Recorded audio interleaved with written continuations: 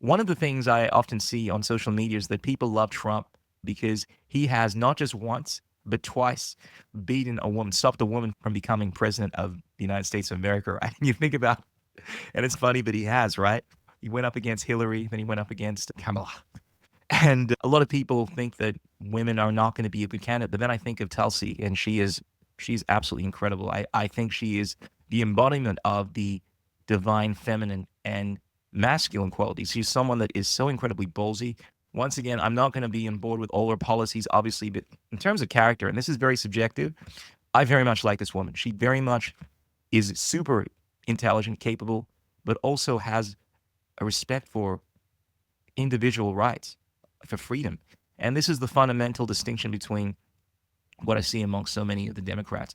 Granted, on the conservative side, yeah, they're extremely authoritarian as well. Let's be very clear about this, because someone mentioned to me that because I made a post speaking about how we're going to see a lot of progress in making the United States a great place, but also more freer and so forth. But that I want to be very clear. There are certain policies, no doubt, that Trump is going to implement that are not pro freedom, and he's done this in the past with the lockdowns and so forth. And I just want to say though that whereas we have very draconian policies on both sides, I think one side is clearly more freedom oriented. On the left, don't get me wrong, they have been very much pro mandates when it comes to the boom shakalakas, as I call them, very authoritative when it comes to obviously taxation, wanting to take from the rich, and we can go on and on.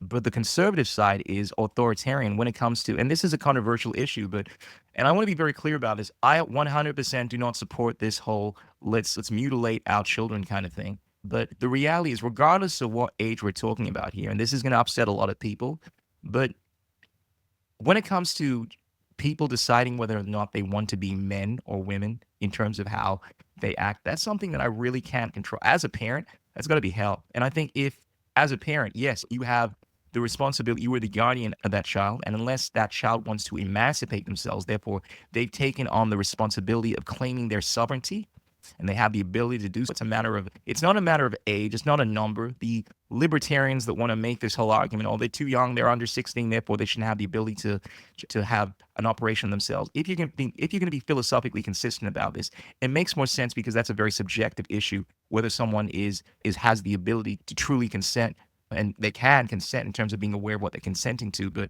whether they should be able to consent, rather than using age as the defining characteristic, it's whether or not they have the ability to actually take on the responsibility to make this decision for themselves. So that would mean emancipating themselves.